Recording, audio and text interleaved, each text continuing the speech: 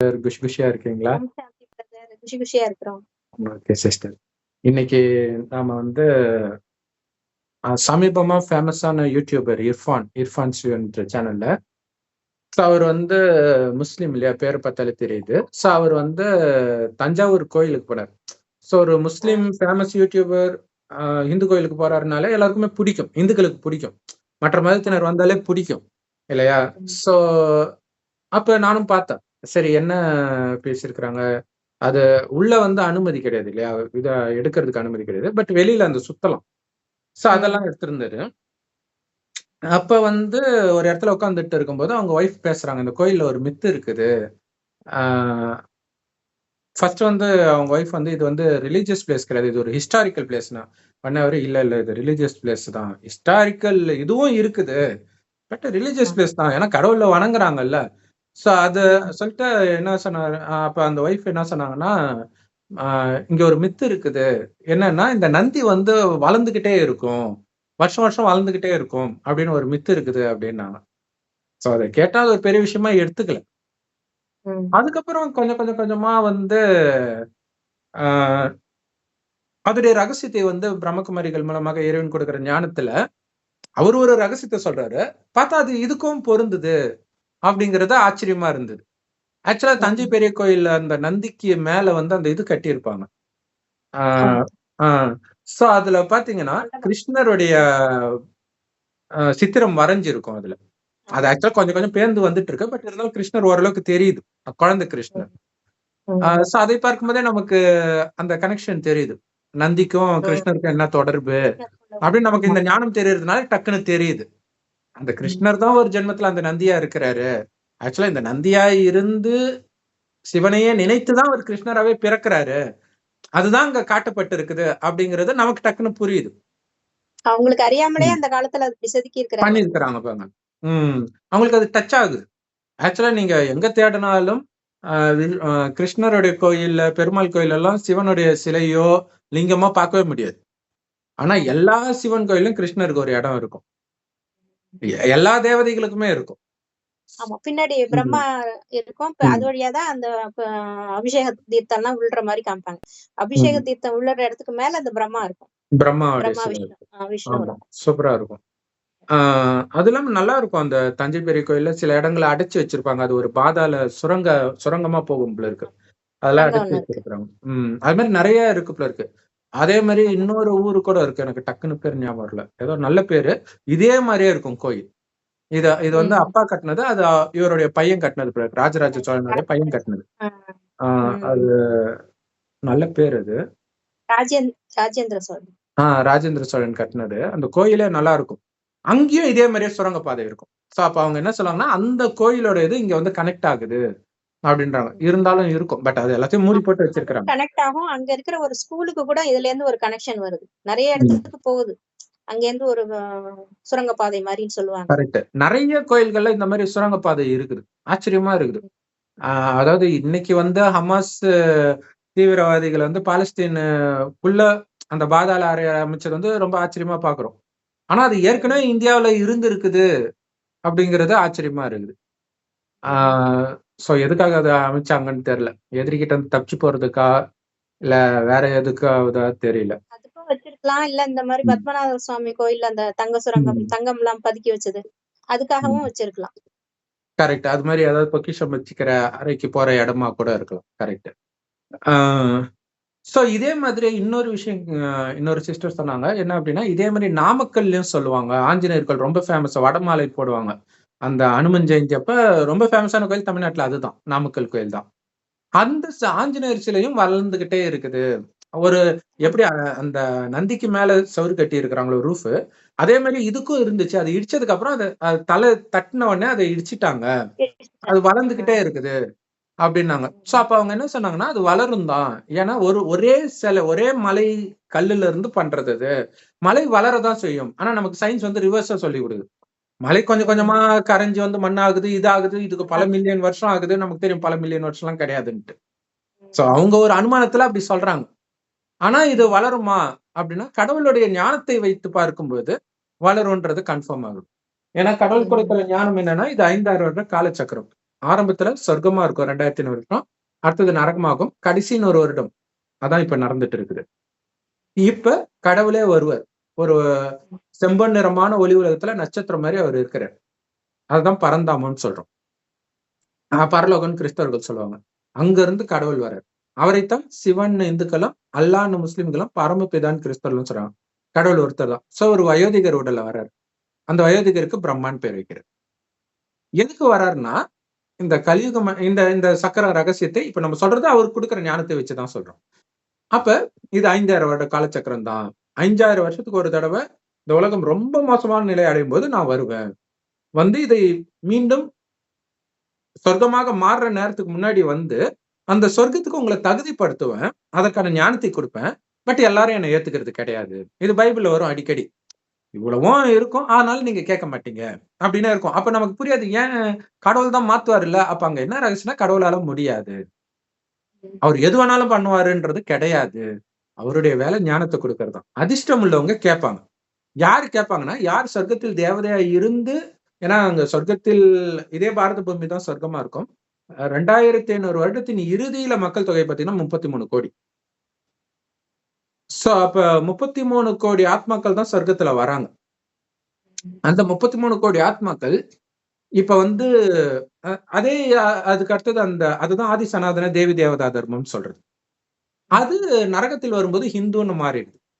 அதுக்கப்புறம் என்ன ஆகும்னா, இவங்களே வெவ்வேறு நாட்டுக்கு துரத்தி அடிக்கப்படுவாங்க. அந்த இயற்கை சீற்றம் வர்றதுனாலயோ இல்ல வேற ஏதோ ஒரு காரணத்துக்காக போக ஆரம்பிப்பாங்க. அது வரைக்கும் இந்தியாவில மட்டும்தான் இருக்கும்.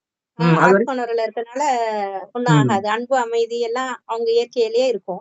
அதுக்கப்புறம் அந்த உடல் உணர்வு வரும்போதுதான் பூகம்பம் எல்லாம் வருது. முதல் இயற்கை சீற்றம் சில கண்டங்கள் மேல வருது. அப்ப துரத்தி எடுக்கப்படுகிறது. அப்ப ஒவ்வொருத்தரா பயந்துட்டு போக ஆரம்பிக்கிறாங்க. இப்படிதான் போகுது.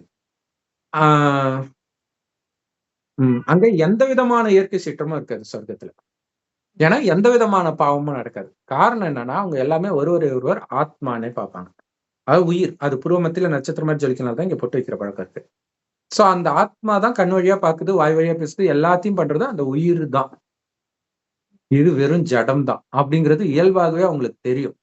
அதனால இந்த ஜட உடலின் மீது அவங்களுக்கு கவர்ச்சி இருக்காது. உலகம் ரொம்ப அழகா இருக்கும். ஆனா அதுலயும் மயங்கி கிடக்க மாட்டாங்க. அதனாலதான் ஆத்ம சக்தி இழக்காம இருக்கிறதுனாலதான் சொர்க்கம் சொர்க்கமாவே இருக்குது. ஆனா 2500 வருஷம் கழிச்சு கொஞ்சம் கொஞ்சமா ஆத்மான்றதை மறக்க ஆரம்பிச்சிடுறாங்க. ஆத்மா நினைக்கும் போதே ஆனந்தம் இருக்கும். ஏன்னா ஆத்மாவுடைய உண்மையான குணம் ஆனந்தம். சோ அது மறக்கும் போதுதான் வெளி உலக கவர்ச்சியில புத்தி சிக்க ஆரம்பிக்குது. இப்ப வெளி உலக கவர்ச்சியில புத்தி சிக்க சிக்க ஆத்மாவுடைய சக்தி குறைஞ்சுக்கிட்டே ரொம்ப வேகமா குறையும். சோ அப்பதான் காமம், கோபம், பற்று, பேராசை, அகங்காரம் போன்ற மனிதனை அழிக்கக்கூடிய குணங்கள் வருது. வெளிப்பட ஆரம்பிக்குது மனிதர்களுக்குள்ள.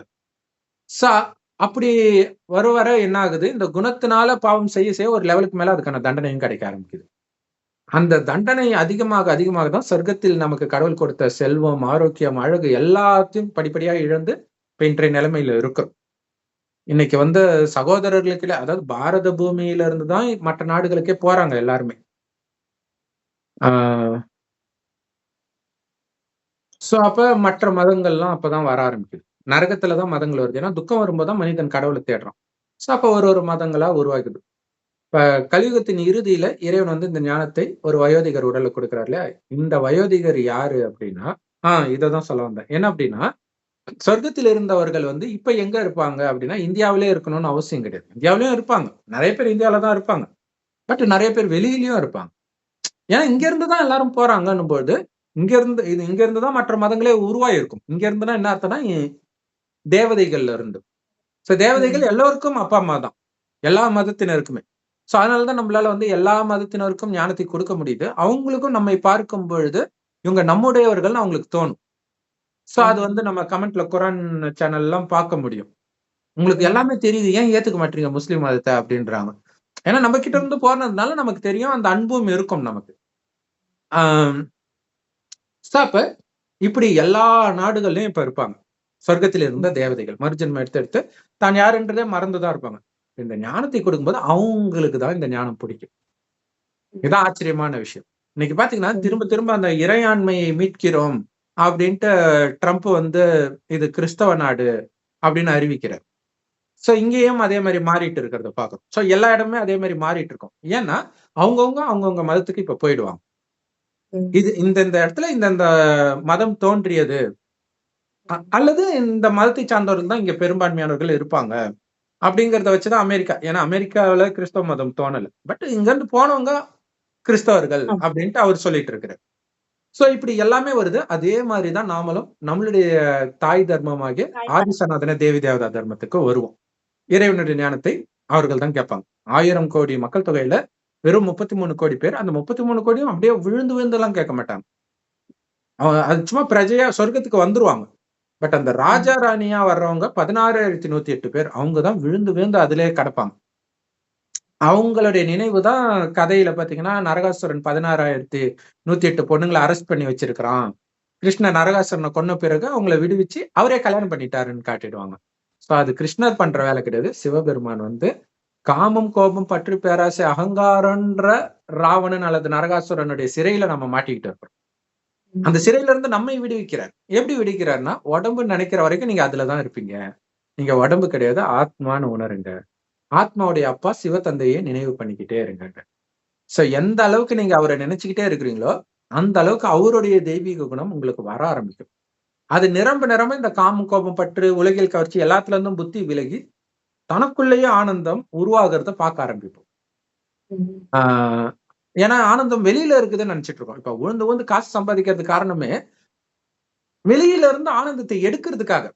ஆனா அது உள்ளேயே இருக்குதுன்றது அவங்களுக்கு தெரியாது. அவர் அப்பான்னு நினைச்சு நம்ம பேசும்போது நம்மளே அப்பா மாதிரி நினைச்சு பேசலாம். ஆத்மாவுக்கு அப்பா அவர் தானே, எல்லாருக்குமே அப்பா அவர் தான். இதுல ஜாதி, மதம், மொழியின எந்த வேறுபாடுமே கிடையாது. எல்லாருக்கும் அப்பா. அப்பான்னு அன்பா நினைச்சு நம்ம பேசிக்கலாம். உள்ளுக்குள்ள பேசும்போது ஆனந்தமா வரும் நமக்கே. கரெக்ட். அதுக்கு வந்து ஃபர்ஸ்ட் வந்து முதல்ல நம்ம ஆத்மான்னு நினைக்கணும் நம்மள. அடுத்தது ஆத்மாவுடைய அப்பாவை நினைக்கணும். அவர் செம்பொன் நிறமான ஒளி உலகத்துல நட்சத்திரமா இருக்காரு. அவரை நினைக்க சிஸ்டர் சொன்ன மாதிரி அப்பான்னு நினைக்கலாம், கணவன் நினைக்கலாம், குழந்தை, உங்களுக்கு எந்த உறவு பிடிக்குதோ. ஏன்னா அவருக்கு உடம்பு கிடையாது. நீங்க எந்த உறவா வேணாலும் அவரை நினைக்கலாம். ஆனா உங்களையும் ஆத்மான்னு உணர்ந்து நினைங்க. அவருக்கு சமமாகிறதுனா அவர் எப்படி உடம்பு இல்லாம இருக்கிறாரோ, உடம்பு இல்லாம இருக்கிறது ஒரு காரணம் அவரை எல்லாரும் ஏத்துக்கிறதுக்கு. ஒருவேளை உடம்பு எடுத்தா இந்திய உடம்பு குழந்தையா பிறக்கிறோன்னு வச்சுக்கலாம். அப்ப இந்தியனை நான் ஏன் வணங்கணும்னு கேட்ட மாட்டாங்க எல்லாரும். அது ஒரு காரணமா இருக்கலாம் அவர் உடம்பு எடுக்காததுக்கு. ஆனா இந்தியாவிலதான் வராரு. ஒரு வயோதிகர் உடல்ல வந்து ஞானத்தை கொடுக்கறதுக்காக மட்டும் வராரு. எப்பயுமே அவர் உடம்புல இருக்க மாட்டார். ஞானத்தை கொடுத்துட்டு போவார். சோ இப்ப அந்த ஞானத்தை நாம எடுக்கிறோம். அப்ப பிரம்மா உலகத்தை படைக்கல. பிரம்மா மூலமாக சிவன் ஞானத்தை கொடுத்து சொர்க்கத்துக்கு நம்மை தகுதிப்படுத்துற. இல்லாத உலகம் வரல. உலகம் எப்பயும் தான் இருக்கும். இது டிரான்ஸ்பர்மேஷன் தான் நடக்குது. மாற்றம் தான் நடக்குது. ஏன்னா இந்து மதத்துல வந்து இது சக்கரமாவே இருக்கும். சத்தியுகம், திரேதாயுகம், துவாபரயுகம், கலியுகம், சத்தியுகம் மீண்டும்ட்டு கீதையிலே இருக்குது. ஆனால் அவங்களுக்கு ஒரே ஒரு விஷயம் மட்டும் தெரியல. என்ன தெரியலன்னா, சத்தியுகத்துல எல்லாம் அவ்வளவு நல்லவங்களா இருப்பாங்க, கலியுகத்துல எல்லாம் மோசமானவங்க. இது எப்படி மாறுறாங்க? அதாவது அங்க நல்லவங்க இருப்பாங்கன்னு தெரியும். ஆனா அந்த மாற்றம் எப்படி நடக்குதுன்னு அவங்களுக்கு தெரியல. கல்கி பகவான் வந்து மாத்துவாரு, கெட்டவங்க எல்லாம் அழிச்சிருவாரு. தேவர்கள்னா அவங்க தனியா தேவலோகத்துல இருக்கிறாங்க அப்படின்னு நினைச்சுக்கிறாங்க. தேவலோகம்ங்கிறது தனியா இல்ல, அதுவுமே பாரத நாடுதான். நம்ம தான் இப்படி இருந்தோம், இப்பதான் நம்ம கீழான நிலைமைக்கு இப்படி வந்துட்டோம், திருப்பியும் நம்ம அப்படி ஆக போறோம் அப்படிங்கறதுதான் அப்பா வந்து சொல்றாரு. அது மெயினா அப்படி நினைக்கிறதுக்கு காரணம் என்னன்னா, இன்னைக்கு உலகம் அப்படி மாறிடுச்சு. அதனால இது சொர்க்கம்ன்றத அவங்களால ஏத்துக்க முடியல. ஒரு காலத்துல அப்படி இருந்துச்சு, இப்ப மோசமாயிடுச்சு. சோ இப்ப மீண்டும் அந்த மாதிரி மாறப்போகுது பூமி. அதுக்காக தான் இயற்கை சீற்றம் எல்லாமே நடந்துட்டு இருக்குது. சோ அப்ப பிரம்மா மூலமாக இந்த ஞானத்தை ஃபர்ஸ்ட் பிரம்மா உடம்புலதான் இறைவன் வரார், இந்த ஞானத்தை வந்து கொடுக்கிறார். அப்ப பிரம்மா வந்து ஆக்சுவலா பிரம்மனா ஒரு சாதாரண மனிதன் தான் அவரு. அவருடைய பேர் வந்து வேற. பிரம்மான்றது கடவுள் வைக்கிற பேர். சோ அவர் வந்து ரொம்ப பணக்காரனாவும் இருக்கிறாரு, பக்திமானாவும் இருக்கிறார். அப்ப என்ன பண்றாருன்னா, அவருக்கு ரொம்ப தீவிர கிருஷ்ண பக்தர். ஆனா அவர் தான் கிருஷ்ணரா இருந்தவரே. அவரே மறந்து அவரே கிருஷ்ணா கிருஷ்ணான்னு சொல்லிட்டு இருக்காரு. அதேதான் இயேசுவும் இப்ப ஏசப்பான்னு சொல்லிட்டு இருப்பாரு. ஒவ்வொருத்தரும் இப்படிதான் பண்ணிருப்பாங்க. முகமது நபியும் போய் நபிதான் எங்களுடைய இறை தூதர் அப்படின்னு சொல்லிட்டு இருப்பாரு. அவர் தான் அதுன்னே தெரியாம. சிவன் வந்து இவனுக்கு கொடுக்கிறார் இந்த ஞானத்தை. நீ தான்ப்பா அப்படி இருந்த, இப்ப நீ அதுவாக ஆகணும். அதுதான் நானே அது சோகம், அம்சோ சோகம் அப்படின்றது. அதுதான் நானே கடவுள், சிவோகம்னு சொல்லிட்டாங்க. கடவுள் நாம கிடையாது. நாராயணனாக இருந்தோம், அதாவது தேவதையா இருந்தோம். அடுத்தது சத்திரியனாகிறோம், அப்புறம் வைசியன், சூத்ரன்ட்டு ஆத்மா கலைகள் குறைஞ்சு அனைத்தையும் இழுக்கிறோம். சோ இது வந்து வெவ்வேறு காலத்தில் நடக்கிறது. இவங்க என்ன நினைச்சுக்கிறாங்க, ஒரே நேரத்துல இந்த 4 வர்ணம் இருக்குது, அப்ப இந்து மதம் வந்து மனுஷனை பிரிக்குது, அப்படி கிடையாது. உயர்ந்ததா இருந்த நாமளேதான் மறுஜன்மம் எடுத்து கீழான நிலை வரும்போது சூத்திரன் ஆகுது. அசுரர்கள், எல்லாருமே அசுர குணங்கள் கலியுகத்துல இருக்கிறதுனால சூத்திரர்கள் அது தான். அசுரர்கள்னு சொல்லிட்டாங்க. புராண ம். கதையில எல்லாம் தேவர்களுக்கும் அசுரர்களுக்கும் சண்டைங்கும் போது தேவரும் அசுரரும் ஒன்னாவே இல்ல. முதல்ல கரெக்ட். தேவதையா இருந்தவங்க தான் இப்ப அசுர சொர்க்கத்துல. குணம் வந்ததுனால ம். அசுரர்கள்னு சொல்லப்படுறாங்க. அவ்வளவுதான். கரெக்ட். ஆனா 2 பேரும் ஒன்னா ஒரே காலகட்டத்துல கிடையாது. கரெக்ட். சொர்க்கத்துல வந்து தேவதைகளா இருந்தவங்களே 5000 வருட இறுதியில அசுரர்களாக மாறிட்டோம். இங்க தேவதைகள் கிடையாது. யார் கூட போய் சண்டை போடுறது? இப்ப கடவுள் உங்கள தேவதையா மாறுங்கன்றார். இப்ப உங்களுக்குள்ள இருக்கக்கூடிய அசுர குணத்தை அழிக்கிறது தான் இந்த யுத்தம். அதுல கவனம் மட்டும் கொடுக்கணும். சொர்க்கத்தில் எப்படி காமம், கோபம், பற்று, பேராசை, அகங்காரம் இல்லாம இருந்தாங்க. அது காரணம் ஆத்மான்னு ஒருவர் பார்த்தாங்க. அதுல கவனம் கொடுக்கணும். ஆத்மாவை பார்க்கணும். என் ஆத்மாவுடைய அப்பாவுடைய குழந்தைகிட்ட நான் பேசிட்டு இருக்கிறேன். இப்ப என்னுடைய சகோதரன் கிட்ட பேசிட்டு இருக்கிறேன். சகோதரி கிட்ட பேசிட்டு இருக்கிறேன். இன்னும் கேட்டீங்கன்னா ஆத்மாவை பார்த்தா சகோதரன்னே சொல்றேன். அப்படியே பாருங்கன்ற.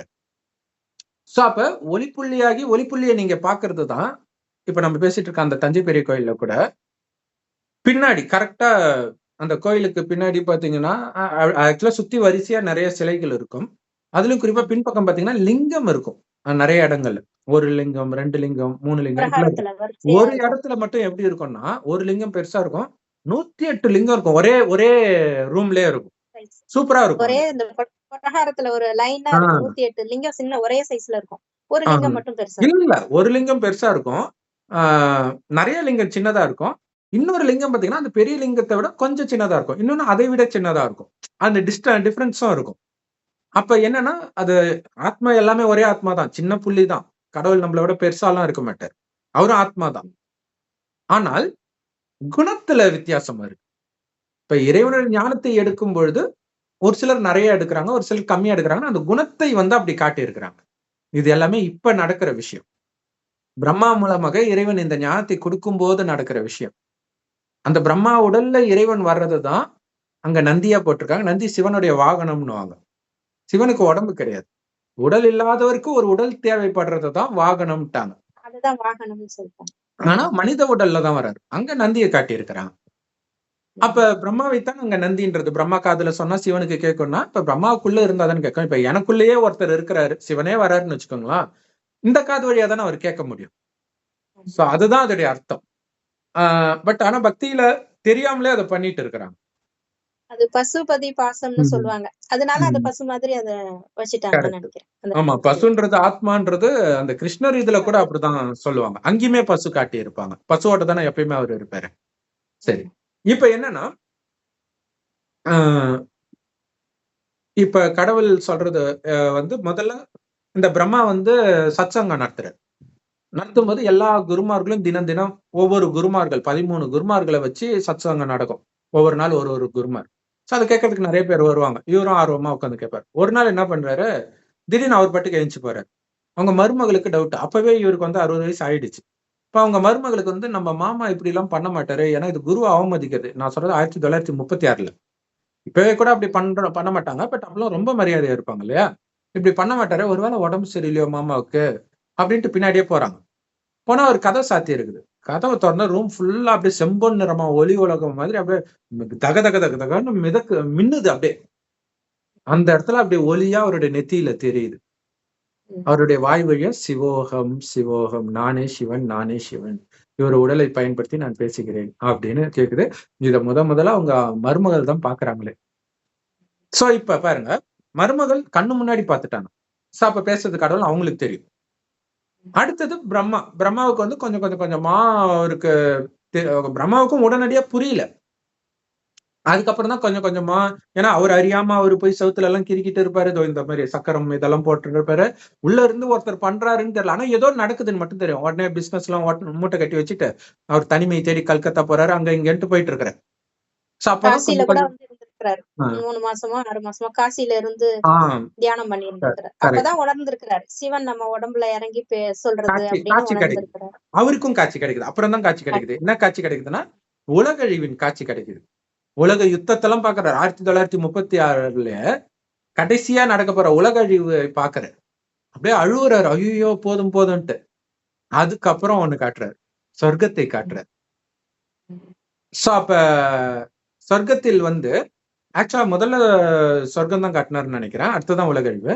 சோ சொர்க்கத்துல எப்படி காட்டுறாருன்னா, ஃபர்ஸ்ட் அந்த 4 கைகள் கொண்ட மகாவிஷ்ணு வரார். சதுர்புஜ விஷ்ணுன்ற இல்லையா, அவர் வந்து சொல்றாரு, அவருடைய ஒவ்வொரு அவதாரமா முன்னாடி வருது. நானே நீ, நீயே நான், நானே நீ, நீயே நான், இதே வருது. அப்பதான் அவருக்கு புரியுது. அப்புறம் அந்த சொர்க்கத்தின் காட்சியெல்லாம் காட்டுறாரு, சந்தோஷமாயிறாரு. அப்பதான் அவருக்கு அதுக்கப்புறம் அந்த உலக அழிவு காட்டும் போது தெரிஞ்சு போச்சு, உலகம் அழிவு போது நான் இப்படி ஆக போறேன்றத புரிஞ்சுக்கிட்டார்.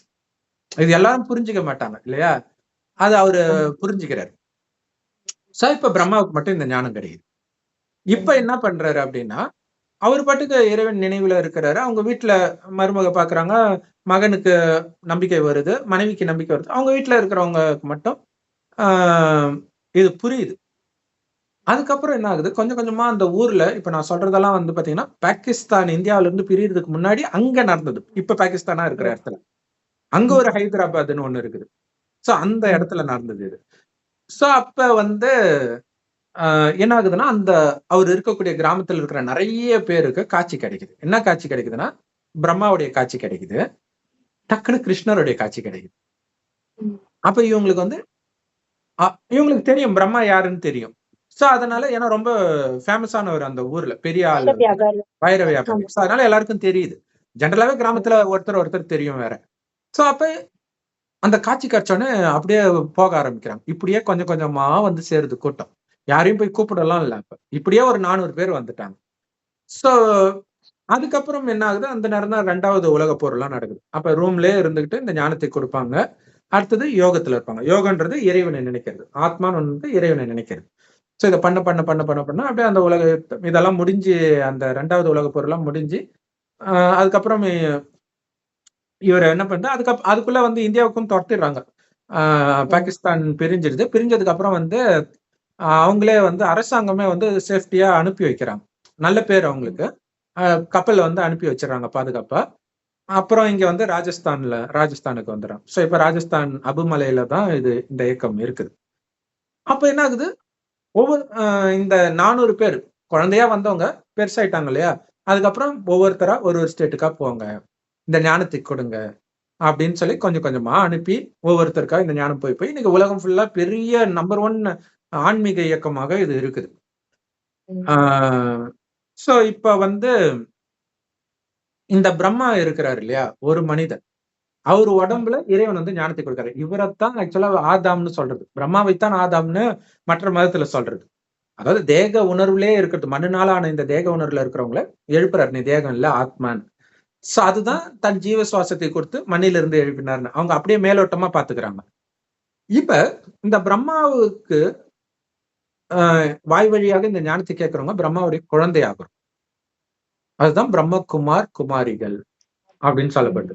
அப்ப இந்த குழந்தைகள் நிறைய குழந்தைகள் ஆக ஆக பிரம்மாவுக்கு சில கோயில்கள் பாத்தீங்கன்னா நிறைய கைகள், 100 கைகள் கொண்டவர், 1000 கைகள் கொண்டவர், இப்படி எல்லாம் இருக்கும். அதே மாதிரி இந்திரன் சொல்றதுமே இவரு தான். மற்றபடி கதை நிஜத்துல நடக்கல. இங்க நிஜத்துல நடக்கிறத அவங்க கதையா புரிஞ்சுட்டாங்க. அந்த கதையில பாத்தீங்கன்னா இந்திரனுக்கு வந்து உடம்பெல்லாம் கண், 1000 கண், இப்படி எல்லாம் சொல்லுவாங்க. சோ 1000 கைகள், 1000 கண்கள், இது எல்லாமே எதை குறிக்குதுன்னா அவருக்கு அத்தனை குழந்தைகள், உலகம் ஃபுல்லா அவருடைய குழந்தைகள் இல்லையா. அப்ப என்ன பண்றோம், நாம இறைவனுடைய செய்தியை தான் கொடுக்கிறோம். அவர் எதை பண்றாரோ அதை செய்வதற்கு நாம ஒரு கரமாக இருக்கிறோம், அவருக்கு வலது கரமாக இருக்கிறோம். சோ அதுதான் அவருடைய கைகள் வளர்ந்துகிட்டே இருக்குது அப்படிங்கறதுதான் இங்க நந்தி வளர்ந்துகிட்டே இருக்குது வருஷம் வருஷம் அப்படின்னு சொல்றாங்க. அப்ப நம்ம எல்லாருமே அந்த பிரம்மாவுடைய ஒருவராகத்தான் நம்ம இத பிரதிபலிக்கிறோம். இங்க ஒவ்வொருத்தரும் மாஸ்டர் பிரம்மா, குழந்தை பிரம்மா அப்படின்னு கடவுள் சொல்றாரு. சோ இதோடைய நினைவாக அங்க நிஜமாகவே நந்தி வளர்ந்துதா இல்லையா தெரியாது. பட் ஆனா மலை வளரும். அதையும் சொல்ல வந்தேன். ஏன் அப்படி சொல்றேன்னா, இன்னைக்கு மலையெல்லாம் வந்து கொடையறத பாக்குறோம், வெட்டி எடுத்து ஜல்லி எல்லாம் எடுக்கிறதுக்காக வெட்டுறதெல்லாம் பாக்குறோம். ஆனா இதுல ரகசியம் என்ன கடவுள் சொல்றாருன்னா, இந்த 5000 வருடத்துல என்ன நடக்குதோ அதே தான் திரும்ப திரும்ப நடக்கும். ஈஸியா புரிஞ்சுன்னா, 5000 வருஷம் முன்னாடி இதே 2025ல நம்ம சொல்ற 2025 2000 வருஷம் முன்னாடி வந்த இயேசு வச்சு சொல்ற காலண்டர். ஆனா இது 5000 வருட காலண்டர்ல அவரு 3000 வருடம் கழிச்சுதான் வர்றாரு இயேசு. சோ இப்ப உலக அழிவுல இருக்கிறோம். இது முடிஞ்சு சொர்க்கம் வரும், நாராயணன் சொர்க்க ராஜ்யம் நடக்கும். இதுக்கப்புறம் 3000 வருஷம் கழிச்சுதான் இயேசு வருவார். அந்த இயேசுடைய பார்ட் நடக்கும். சரி, அப்ப இந்த 2025 அடுத்த இந்த 5000 வருடத்தை ஒரு கல்பம், அடுத்த கல்பத்திலும் இதே 2025 வரும் இல்லையா? அப்ப இதே வீடியோ தான் நம்ம போடுறோம். ஒவ்வொரு கல்பத்திலும் மீண்டும் மீண்டும் இதே தான் நடக்கும். துல்லியமா நடக்கும்ன்ற. இப்ப ஒரு கொசு இப்படி பறந்துச்சுன்னா அதே தான் பறக்கும். இப்ப ஏதோ ஒரு இடத்துல இயற்கை சீற்றம் வருது அப்படின்னா அதே தான் வரும், துல்லியமா. அப்ப யோசிச்சு பாத்தீங்கன்னா, இப்ப மலையை குடையறாங்கன்னா அப்பயும் குடைவாங்க. அப்ப அப்பயே குடைஞ்சு விட்ட மலை இப்ப மறுபடியும் எப்படி குடைய முடியும்? அப்ப மறுபடியும் மலை வளர்ந்திருந்தா தானே குடைய முடியும் இல்லையா? சோ அது எப்படின்னு நமக்கு துல்லியமா புரிஞ்சுக்க முடியல. அது டீட்டெயிலா நீங்க போக தேவையில்லைன்ற. நீங்க மாறணும்ன்றதுல மட்டும் கவனம் வைங்கன்றது. சோ அப்படி பார்க்கும் பொழுது அப்ப மலை வளர்ந்தால்தான் அப்படி வந்திருக்கும். சோ அதே மாதிரி இங்க நந்தியும் ஒருவேளை வளரலாம், அது நமக்கு தெரியல. ஆஞ்சநேயர் இதுவும் அப்படி சொல்றாங்க, பட் எந்த அளவுக்கு உண்மைன்னு நமக்கு தெரியல. ஏன்னா ஒருவேளை நமக்குள்ளே வளர்ந்த தாத்தா பாட்டி இருந்தாங்கன்னா மேபி போயிட்டு வர்றவங்கன்னா அவங்களுக்கு தெரியறதுக்கு வாய்ப்பு இருக்குது, அவங்களுக்கு தான் தெரியும். சோ அப்ப மொத்தத்துல நந்தி வளர்தோ இல்லையோ, ஆனால் நிஜத்தில் பிரம்மாவுடைய குழந்தைகள் வளரும், அதாவது வளர்ச்சி அடைகிறோம். நிறைய பேர் உருவாகிட்டே இருக்கிறாங்க. கடைசியில உலகம் அழியும் போது எல்லாருமே இந்த ஞானத்தை எடுப்பார்கள். அப்படின்னு அர்த்தம் ஒட்டுமொத்த உலகமும் அவருடைய குழந்தை தான். ஏன்னா முஸ்லிம் கிறிஸ்டியன்ஸ் எப்படி ஏத்துக்குவாங்க? அவங்களும் ஆதி தகப்பன் ஏத்துக்கிறாங்கல்ல, ஆதாம இல்லையா? ஆதி தகப்பன் ஏத்துக்கிறாங்க. சோ அங்க இருந்துதான் வந்ததுன்னு ஏத்துக்கிறாங்க. ஆனா அவர் பெத்துக்க முடியாது அத்தனை பேரு இல்லையா? அப்படி இல்லைன்னா எப்படி ஆதி தகப்பனா இருக்க முடியும்? கொள்ளு தாத்தா அப்படித்தானே வரும். பிறந்திருந்தா எப்படி நம்ம அப்பான்னு சொல்லுவோம்? நம்ம அப்பாவுடைய அப்பாவே நம்ம அப்பான்னு சொல்ல மாட்டோம்ல, தாத்தன் தானே சொல்லுவோம். சோ அப்ப அவர் ஆதி தகப்பன் அப்படிங்கிறது எல்லாருக்கும் அவர் அப்பா தான். இப்ப இருக்கிறவங்களுக்கும் என்ன நம்ம நம்ம நம்ம தெரிஞ்சுக்கிட்டோம், மத்தவங்க தெரியல. இப்பதான் மெயினா அப்பாவாகிற. இப்ப இந்த ஞானம் எல்லா மதத்தினருக்கும் கடைசியில போயிடும். ஏன்னா இந்த ஞானத்தை அடைந்தால்தான் மேலே போக முடியும். உலகம் அழியும் போது அப்படி துடிப்பாங்க எல்லாரும். அப்ப மேல போய் தானே ஆகணும். சோ அதுக்காக தான் இறைவனுடைய ஞானத்தை எல்லாரும் முக்தி அடையணும்னு தானே வேண்டுறாங்க. கும்பமேளாலாம் போய் முக்தி அடையணும்னு தான் நினைக்கிறாங்க. அந்த முக்தி கிடைக்க போகுது. கரெக்ட். அந்த எல்லாருமே முக்தி அடைஞ்சிட்டு தான் அப்புறம் பிறவி எடுக்க முடியும் அடுத்தது. கண்டிப்பா. அந்த கும்பமேளா நடக்கிற இடங்கள் பாத்தீங்கன்னா ஞானத்துடைய அந்த அமிர்தத்துடைய ஒரு துளி விழுந்துருச்சு அப்படின்னு சொல்லுவாங்க. அப்ப அமிர்தத்துடைய துளி விழுந்த இடங்கள் அப்படின்னு இப்ப அங்க மகா கும்பமேளா நடக்குது. அங்கேயும் பிரம்மகுமாரிகள் ஸ்டால் போட்டு இந்த ஞானத்தின் ஒரு துளியை கொடுக்குறாங்க. ஞான அமிர்தம் தான். இப்ப சேவை செஞ்சதுடைய நினைவு தான் அந்த இடமே ஃபேமஸ் ஆகுது. ஃபேமஸ் ஆகுறதுனால தான் அங்க போய் சேவையும் சேரும். இது ஒரு சுழற்சி. உங்களால புரிஞ்சுக்க முடியாது. இது எப்படி அப்ப வந்தது எப்படி இப்ப அப்படின்னு யோசிப்போம். ஒரு பிரதர் பைபிள்ல ஒரு வீடியோ போட்டிருந்தோம். யோபு இயேசு சொன்னது பொய்ன்னு யோபு சொன்னாரு. யோபு எப்பயோ வாழ்ந்தாரு, இயேசு அப்புறம் தானே வந்தாரு, அது எப்படி முன்னாடியே எப்படி போய் சொல்லிருக்கணும்? அப்ப இயேசு எப்பயோ உங்க பாவத்தை கழுவினாருன்னு மட்டும் எப்படி நம்புறீங்க? இவ்வளவு புத்திசாலி இருக்கிறவங்க அதை மட்டும் எப்படி நம்புறீங்க இல்லையா? சோ எல்லாமே இறுதியில தான் நடக்குது. இந்த ஞானத்தை கொடுத்து நம்ம பாவத்தை நம்ம தான் கழுவணும். அதுக்கான ஞானத்தை கொடுக்கறதால நாமே அர்ப்பணிக்கிறோம். அப்படி நம்பர் 1 அர்ப்பணித்தவர் தான் இந்த பிரம்மா. அதனால்தான் அவரு கிருஷ்ணர் ஆகிறாரு. அவர் மூலமாக உலகம் படைக்கப்பட்டது. அதாவது சிவன் படைத்தாருன்றதே மறந்து போச்சு, பிரம்மா படைத்தாருன்னே சொல்லிட்டாங்க. அதனால்தான் மற்ற மதத்தினர் ஏத்துக்க மாட்டாங்க. சிவன் படைத்தாருன்னு சொன்னா ஏத்துக்குவாங்க. ஏன்னா ஜாக்கிர் நாயக் உலக புகழ் பெற்றவரா மாறி இருக்கிறார் முஸ்லிம் மதத்தை மற்ற மதங்களுக்கு போதிக்கிறதுக்கு. அவரும் இந்தியாவில இருந்து தான் போயிருக்காரு பாருங்க. எப்படி இந்தியாவில இருந்து வெவ்வேறு மதம் அங்க போச்சுன்றதுக்கு இதுவே ஒரு உதாரணம். அவர் ஒரு காரணத்துக்காக போறாருன்னு வச்சுக்கோங்க. ஏதோ ஒரு கேஸ் போட்டிருக்காங்க, பயந்துட்டு போறாரு. ஆனா இவர் மூலமாக தான் அங்க மதமே கூட போயிருக்கும். இல்லாட்டினா ஒரு இந்தியாவில பிறந்த ஒருத்தரை ஒட்டுமொத்த உலகத்துல உள்ள எல்லா முஸ்லீம்களும் ஏத்துக்கிறது சாதாரண விஷயம் கிடையாது. அதே மாதிரி இந்தியாவில பிறந்த இப்ப ஈஷா யோகா கூட பாத்தீங்கன்னா எல்லாரும் ஏத்துக்கிறாங்க. உலகம் ஃபுல்லா இப்ப பெரிய ஆளா இருக்கிறாருன்றது சாதாரண விஷயம் கிடையாது. ஒவ்வொரு மதத்திலயும் இங்க இருந்து பெரிய ஆள் ஆவாங்க. சோ இப்ப இவரு ஜாக்கிர் நாயக் இங்க இருந்து போனாருன்னு தெரியும். சோ அது மாதிரி கிறிஸ்தவ மதத்துல யாரு எங்க இருந்து போனாங்கன்றது தெரியல, கடைசியில தெரிஞ்சிடும் அதெல்லாம். சோ எல்லாருக்குமே இந்த ஞானம் கிடைச்சிடும். என்ன அந்த ஒரு துளி கொடுக்கப்படுது அப்படின்னா, ஆத்மான்னு பரமாத்மாவை நினைவு பண்ணிக்கிட்டே இருக்கு. இவ்வளவுதான். உடம்புன்றத மறந்துடுங்க, ஆத்மான்னு உணருங்க, முழுக்க முழுக்க இறைவன் கிட்ட அர்ப்பணம் ஆயிடுங்க. அப்படின்னு அர்த்தம். என்னதுன்னு ஒண்ணு எதுவுமே கிடையாது, எல்லாமே இறைவனுடையது. சோ இதோட நினைவுதான் அங்க சரி, அது ரொம்ப காம்ப்ளெக்ஸ் ஆயிடும். சரி, இவ்வளவுதான். அழிவு கிடையாது. ஆத்மா என்னன்னைக்கும் இருக்க போறது நிலையானது. உடல் தான் அழிய போறது. அந்த ஆத்மா திருப்பியும் புதுப்பிக்கப்பட்டு மறுபடியும் பிறவி எடுத்து வர்றோம். அவ்வளவுதான். பூமி புதுப்பிக்கப்படுகிறது. எல்லாமே ஆத்மாவுக்கு அழிவு புதுசா உருவாக்குறது இல்ல. கீதா சாரமே அதுதான். ஆத்மா வெட்ட முடியாது, எரிக்க முடியாது, நினைக்க முடியாது. ஆனா ஆத்மால இப்ப பாவம் இருக்குது. அதை எரிக்கிறதுக்கு ஒரே வழி இறைவனை நினைக்கிறது. நினைக்க ஆத்மா தூய்மையாகும். எந்த அளவுக்கு தூய்மையாகிறோமோ அந்த அளவுக்கு வெளி உலக கவர்ச்சியில இருந்து உங்களுடைய புத்தி விலகும். ஆனால் வெளி உலக கவர்ச்சி உங்க கூட சண்டை போடும். எச்சரிக்கையா இருக்கணும். நான் ஆத்மா அழியக்கூடிய எதையுமே பார்க்க மாட்டேன். அதுல கவனம் கொடுத்துக்கிட்டே இருக்கணும். அதுல மிகப்பெரிய எதிரியாக கடவுள் சொல்றது காமத்தை தான். அதனாலதான் காம மகாசத்ருன்னு கீதையில 3 அத்தியாயமே அதுக்கு டெடிகேட்டடா இருக்கும். சண்டை போடுற இடத்துல எதுக்கு அதை சொல்லணும்? அப்ப ஸ்தூலமான இடத்தில் போதிக்கப்பட்டது அல்ல, சாரி, ஸ்தூலமான சண்டையில் போதிக்கப்பட்டது கிடையாது, ஸ்தூலமான சண்டைக்காகவும் போதிக்கப்பட்டது கிடையாது. இது சூக்ஷ்மமாக நம்ம ஆத்மாவை தூய்மையாக்குறதுக்கான யுத்தம். மறைமுகமான போர் வீரர்கள் தான் நாம. நமக்குள்ள ஆனா இங்க என்னன்னா வெளியில எதிரி கிடையாது, எதிரி உள்ளதான் இருக்கிறான். அவனே அழிக்கணும். நமக்குள்ள இருக்க அரக்க குணத்தை அழிச்சு தெய்வீக குணத்தை கொண்டு வரதுதான். தெய்வீக குணத்தை எடுத்துட்டு வரணும். சோ இதுலதான் கவனம் இருக்கணும். சோ இதைத்தான் இறைவன் சொல்றாரு. சோ அது நல்லதா போயிடுச்சு. இர்ஃபானுடைய மனைவி அதை பற்றி பேசினது. ஏன்னா அதுக்கு முன்னாடி நாங்கெல்லாம் கேள்விப்பட்டது கிடையாது, எனக்கு தெரியாது. அவங்க சொல்லும் போதுதான் எனக்கு ஆச்சரியம் வச்சோம். இப்படி அன்ட்டு அப்படின்னு ஆமா கேள்விப்பட்டிருக்கிறேன் அப்படின்னு. இப்ப நீங்களும் சொல்றீங்க மேல ஒரு ஆணி அடிச்சுதான் அதை நிப்பாட்டினாங்க. அது வரைக்கும் வளர்ந்துட்டே தான் இருந்தது. அதுக்கு மேல போனா அப்புறம் அந்த மண்டபம் இடிச்சு கெட்ட முடியாதுன்னு சொல்லிட்டு அப்படியே ஆணி வச்சு அடிச்சு நிப்பாட்டிட்டாங்கன்னு கேள்வி. இப்ப அந்த நந்தி இதுக்கு முன்னாடி எவ்வளவு சைஸ் இருந்ததுன்னு பார்த்தவங்க இப்ப இருக்க மாட்டாங்க. சோ இப்ப நமக்கு அது தெரியாம கூட இருக்கலாம்.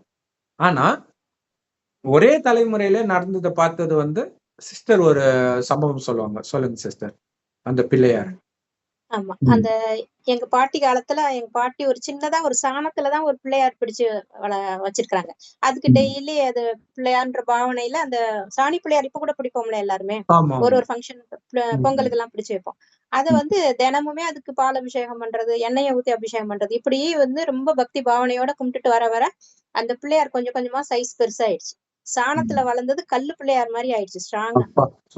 பிள்ளையாரோட ஷேப், அந்த துதிக்கை, அந்த பிள்ளையார் பட்டி பிள்ளையார் எப்படி இருக்கும், செதுக்குன மாதிரி இருக்கும்ல, அந்த மாதிரி அந்த ஷேப், கை இப்படி பிடிச்சது அப்படி வருது. சாதாரணமா இப்படி ஒரு சாணி பிள்ளையார் சின்னதா தானே இருக்கும், நம்ம கைக்குள்ளதானே அடக்குற மாதிரி இருக்கும். அது இப்ப வளர்ந்து இவ்வளவு பெருசு, இவ்வளவு பெரிய பிள்ளையாரா மாறிடுச்சு. இப்போ எங்க ரிலேட்டிவ் வீட்டுல அது இன்னமும் இருக்கு. இன்னமும் பூஜை பண்றாங்க. அவங்க வம்சாவழியினர் ஒரு பெரியமா பொண்ணுதான் இப்போ பண்ணிக்கிட்டு இருக்கிறா. பக்தி பாவனையோட பண்ண அந்த ஷேப்பே பிள்ளையார்னு நினைச்சு செய்யறாங்க இல்லையா, அந்த பக்தி பாவனைக்கு அந்த ஷேப்பே பிள்ளையார் மாதிரியே உருவம் வர ஆரம்பிச்சிருச்சு. கல்லா மாறிடுச்சு. சாணிதான். சும்மா நம்ம சாதாரண சாணினா ஒரு புழு பூச்சி எல்லாம் வந்துரும் இல்லையா, வீணா போயிடும் கொஞ்ச நாள்ல. கொஞ்ச நாளைக்கு அப்புறம் அந்த இது டிகம்போஸ் ஆயிடும். ஆனா இது கல்லா மாறி வளர்ந்துகிட்டு வேற வருது. ஏன்னா நம்ம இது நடந்திருக்க முடியாது அப்படின்னு சொல்ல முடியாது. ஏன்னா பக்தியில அவங்களுக்கு நம்பிக்கை வர வைக்கிறதுக்காக சில அற்புதங்கள் நடக்கத்தான் செய்யும் இல்ல, இயேசு மூலமாக. ஏன்னா கடவுள் வர வரைக்கும் எது மேலேயாவது மனுஷனுக்கு நம்பிக்கை இருக்கணும். இல்லைன்னா அவன் விரக்தியில என்ன ஆவான், யார்கிட்ட போய் கேட்பான் இல்ல. பெரும்பாலும் அப்பா அம்மா இறந்தவொடனே ஒரு பைத்தியம் பிடிச்ச ஒரு நிலைமைக்கு போவாங்க நிறைய பேர். அப்ப அதுக்கு முன்னாடியே கடவுளை எந்த அளவுக்கு பிடிக்கிறாங்களோ அந்த அளவுக்கு பெருசா தெரியாது. இப்ப கடவுள் நம்பிக்கை இல்லாதனாலதான் எல்லாம் மென்டல் ஆகுறாங்க. கடவுள் நம்பிக்கை இருக்கிற வரைக்கும் ஒரு நியாயம் அநியாயம் அதுக்கெல்லாம் பயப்படுவாங்க இல்லையா, ஒரு பயபக்தின்னு சொல்லுவாங்க. இதெல்லாம் அநியாயம், கடவுளுக்கு பிடிக்காது, கடவுளை தண்டிப்பாரு அப்படின்னு ஏதாவது ஒரு பயம் இருக்கும். அப்ப கொஞ்சம் நியாயமா நடந்துப்பாங்க, மனசாட்சி படி நடந்துகிட்டு இருந்தாங்க. இப்ப அந்த பக்தியும் போகுதுன்னு உடனே நாட்டுல அநியாயம் பெருகிற மாதிரி இருக்கு. கண்டிப்பா. இன்னொரு அற்புதம் கூட, அதாவது இப்ப நடக்கிறது, அதாவது நாயன்மார்கள் கதையில நடந்த அற்புதம் அதெல்லாம் நம்ம பார்த்தது கிடையாது. ஆனா இப்ப நடக்கிறது, இன்னொரு சேனல்ல வரலட்சுமி சிஸ்டர்னு நம்ம சிஸ்டர் பேசுவாங்க. அவங்க வாழ்க்கையில நடந்தது. அவங்க சின்ன வயசுல இருக்கும்போது பாத்தீங்கன்னா என்னன்னே தெரியாது, ஒரு கல்லு ஸ்லேட்டு தட்டு மாதிரி சின்னதா இருந்திருக்குது. அதை அவங்க ஒரு லிங்கம் மாதிரி நினைச்சு சுத்தி, நான் தான் தலைமை பூசாரின்ட்டு குழந்தைங்களும் கூப்பிட்டு நீங்களும் குட்டி பூசாரிங்க அப்படின்ட்டு அதுக்கு அபிஷேகம் பண்ற தண்ணி ஊத்திட்டு இந்த மாதிரி எல்லாம் பண்ணிட்டு இருப்பாங்க. அதுக்கப்புறம் அதே மாதிரி வளர வளர வளர இது பண்ணிக்கிட்டே இருக்கிறாங்க. காலேஜ் வெளியில போய் படிச்சுட்டு வராங்க. அப்பயும் வீட்டுக்கு வரும்போது மறுபடியும் இதை பண்ணுவாங்களாம். எல்லாரும் அது மேல அப்படி ஒரு அன்பு வர ஆரம்பிது. இதுல என்ன ஆகுதுன்னா, அது போக போக என்ன ஆகுதான், அந்த காலேஜ் எல்லாம் முடிச்சுட்டு வரும்போது பாத்தீங்கன்னா அது அப்படியே பிரியுதான். ஒரு வேல் அந்த திரிசூலமாக 3ஆவது பிரியும் இல்லையா, சோ அப்படி பிரியுது. அதுல அந்த லிங்கம், அது என்னது, பிறை வர்றது இருக்குது. அடுத்தது ஏதோ ஒண்ணு நான் வேணா அதை கேட்டுட்டு அடுத்த வீடியோ கூட போடுறேன். அது ஒரு அம்மன் மாதிரி ஒரு உருவம் வருது, முகம் மாதிரி ஸ்லைட்டா வந்துருக்குது. அதுக்கப்புறம் அவங்க கல்யாணம் ஆகி வேற ஸ்டேட்டுக்கே போயிட்டாங்க. அவ்வளவுதான், அதை மறந்துட்டாங்க, அதோட முடிஞ்சு போச்சு. அவங்க போய் ஒரு ஒரு 40 வருஷம் கழிச்சு அவங்களுக்கு ஒரு போன் வருது. போன் வந்து நீ வா இங்கன்றாங்க. ஏன் என்ன ஆச்சு அப்படின்போது அவங்க சொல்றாங்க, அவங்க பக்கத்து வீட்டுக்காரங்க சொல்றாங்க, இங்க வந்து ஒரு பாம்பு வந்தது ஒரு இடத்துல, ஒரு கட்டாந்தரையா இருக்கக்கூடிய இடத்துல வந்து ஒரு இடத்துல வந்து அது நிக்குது, பகல் ஃபுல்லா இருக்குது, நைட் ஆனா போயிடுது, மறுபடியும் வருது, அதே இடத்துல நிக்குது, எதுவுமே பண்ண மாட்டேங்குது யாரையும். மக்களும் கிராமத்துல ரொம்ப சாமியா நினைப்பாங்க நல்ல பாம்பை. அதுக்கப்புறம் இவங்களுக்கு ஏதோ ஒண்ணு ஆத்தா உணர்த்துறா, என்னன்னு தெரியல, இந்த இடத்துல மட்டும் வரானா ஏதோ ஒண்ணு இருக்கும்ட்டு அதை தோன்றாங்க. தோடும்போது அந்த சிஸ்டர் வழிபட்ட அந்த கல்லு அங்க இருந்திருக்கு. அது மேல நிறைய மண்ணெல்லாம் பூந்து அது கீழே போயிடுச்சு. அதை எடுத்து பார்த்தா ஒரு சிலை ஷேப்லயே வந்துடுச்சு. இததான் நிறைய பேர் சுயம்பு வந்ததுன்னு நிறைய கோயில்ல சொல்லுவாங்க, சுயம்பா வந்ததுன்ட்டு. ஆனா அதுக்கு பின்னாடி எப்படி வந்திருக்குன்றது இது ஒரே பிறவியில நம்ம சிஸ்டரே சொன்னது, அவங்க வாழ்க்கையில நடந்தது இது. ஏன்னா நமக்கு தோணும்ல, அது எப்படா முருகர் அப்படியே கீழே இருந்து வந்திருக்க முடியும், நமக்கு ஆச்சரியமா தான் இருக்குது. அப்ப அவங்க பார்க்கும்போது அது சின்னதா தான் இருந்திருக்குது. மலருதுன்றதுக்கு இது ஒரு நிரூபணம் பாருங்க, இல்லையா?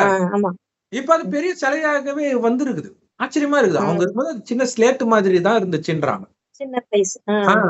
சோ அதுக்கப்புறம் அதை வச்சு அதை தோண்டி எடுத்திருக்கிறாங்க. எடுத்து அதுதான் சுயம் பண்ணிட்டு அவங்க அதை வச்சு கோயிலே கட்டி அந்த கும்பாபிஷேகத்துக்கு நீ வரணும் அப்படின்னு சொல்லி இருந்திருக்கிறாங்க. சோ இதெல்லாம் நடக்கிறத கண்ணு முன்னாடி நாங்க பாக்குறோம்.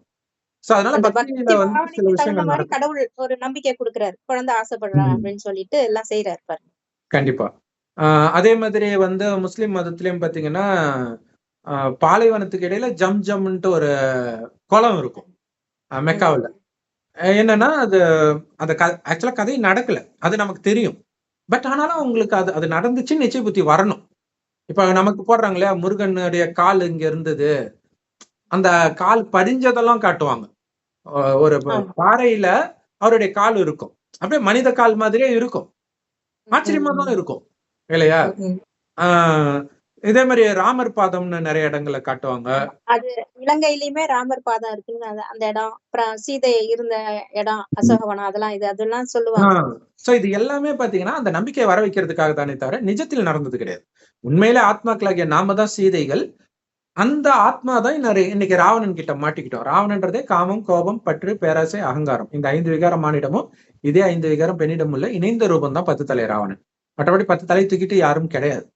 பட் ஆனாலும் அவங்க நம்புற மாதிரி சில விஷயங்கள்லாம் இருக்குது ஒவ்வொரு இடத்துலயும்.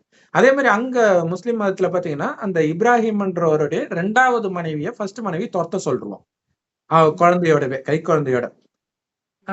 கடவுளும் நீ முதல் மனைவி சொல்றதே கேளுன்றார். சரின்ட்டு போய் பாலைவனத்துல எதுவுமே இல்லாத இடத்துல விட்டுட்டு வந்துடுவார். அப்ப அவங்களுக்கு தாகத்துல இங்கேயும் அங்கேயும் அலைவாங்களாம். அப்பதான் அங்க நதியை அந்த குளத்தை வந்து கடவுள் உருவாக்குறாரு. இன்னைய வரைக்கும் அதுல தண்ணி இருக்குது. நிறைய இடத்துல ஜம் பிரியாணி போட்டுட்டு இருப்பாங்க. என்னடா ஜம் அது நம்ம ஜம்முன்னு அந்த அர்த்தம் நினைச்சுக்கிறோம். அது அங்க இருக்கிற ஒரு இது பேர் சோ இந்த மாதிரி அற்புதம் நடக்குது. இதே மாதிரி பாத்தீங்கன்னா வடலூர்ல கூட ஏதோ ஒண்ணு வந்து பல்வேலை கிட்ட இருந்தாராம் வள்ளலாரு. அப்ப வந்து அது பேக்ரவுண்ட் ஸ்டோரி எனக்கு சரியா ஞாபகம் இல்லை. அப்ப வந்து ஏதோ ஒண்ணுத்துக்கு வந்து அந்த கோடை ஒரு குச்சை வச்சு இப்படி இழுத்தாராம். இழுக்கும் போது அங்க இருந்து வந்து இது வந்ததும், அது பேர் என்ன, ஊற்று. அந்த இடம்லாம் ஆக்சுவலா தண்ணிக்கு ரொம்ப கஷ்டமான இடம். அதெல்லாம் அந்த இடத்துல ஒரு ஊற்று, அந்த ஊற்றுல இருந்து வர தண்ணி தான் அங்க இருக்கிற சுத்திப்பத்தி கிராமம் ஃபுல்லா இப்ப வரைக்கும் விவசாயம் நடக்குது. இப்ப வரைக்கும் அது நடந்துகிட்டே தான் வந்துகிட்டே தான் இருக்குது, வற்றாம. இது ஒரு ஆச்சரியமா இருக்குது இல்லையா? சோ அப்ப அவர் ஒண்ணும் கடவுள் கிடையாது. பட் ஆனா கடவுள் வர வரைக்கும் அவங்க மேல ஒரு நம்பிக்கை இருக்கும். விஷயங்கள் ஆமா சயின்ஸால ப்ரூவ் பண்ண முடியாத சில விஷயங்கள்லாம் நடந்திருக்குது. கண்டிப்பா இவங்க ஒண்ணே ஒண்ணு சொல்ல முடியும், கண்ணை மூடிட்டு அதெல்லாம் நாங்க நம்ப முடியாது அப்படின்னு சொல்லிக்க வேண்டியதுதான். சோ இதுதான். சோ அது மாதிரி அந்த சகோதரி சொன்னதுக்கு ரொம்ப தேங்க்ஸ். அதன் மூலமாக நமக்கு இவ்வளவு விஷயம் டிஸ்கஸ் பண்றதுக்கான ஒரு வாய்ப்பும் கிடைச்சிருக்குது. மெயினா இர்ஃபான் சகோதரருக்கு ரொம்ப ரொம்ப நன்றி. ஏன்னா நல்ல விஷயம் பண்ணிட்டு இருக்கிறாரு அவர். இதன் மூலமா தான் மத ஒற்றுமை வர முடியும். ஏன்னா இங்க இருந்துட்டு சபரிமாலான்னு ஒரு சகோதரி, அவங்க இந்துல இருந்து இப்பதான் முஸ்லிம் மதத்துக்கு மாறி இருக்கிறாங்க. மாறிட்டு ஒரு முஸ்லிம் சகோதரி வந்து புர்கா போட்டுக்கிட்டு இந்து பாட்டை நீ நாலு இதுல பாடுறாங்க. பாடனே எப்படி பாடலாம் அப்படி இப்படின்றாங்க. இப்ப இதனால பிரிவினை வருமா, ஒற்றுமை வருமா? இல்லையா? இப்ப முஸ்லிம் சகோதரர் இந்து கோயிலுக்கு வந்தா நமக்கு சந்தோஷமா தானே இருக்குது. சோ அது நம்ம என்ன சொன்னாலும் அவங்க புரிஞ்சுக்க மாட்டாங்க. அதான் டிராமா. நம்ம விலகி இருந்து வேடிக்கையா பாக்குறோம். பட் அந்த நேரத்தில் இந்த மாதிரி ஒரு பரந்த மனப்பான்மை உள்ள இர்ஃபான் சகோதரருக்கு நன்றி, வாழ்த்துக்கள். ஓம் சாந்தி சிஸ்டர். ஓம் சாந்தி. ஓம் சாந்தி. நல்லா இருக்கும். Thank you, brother. Thanks Thanks so for much. Thank you sister.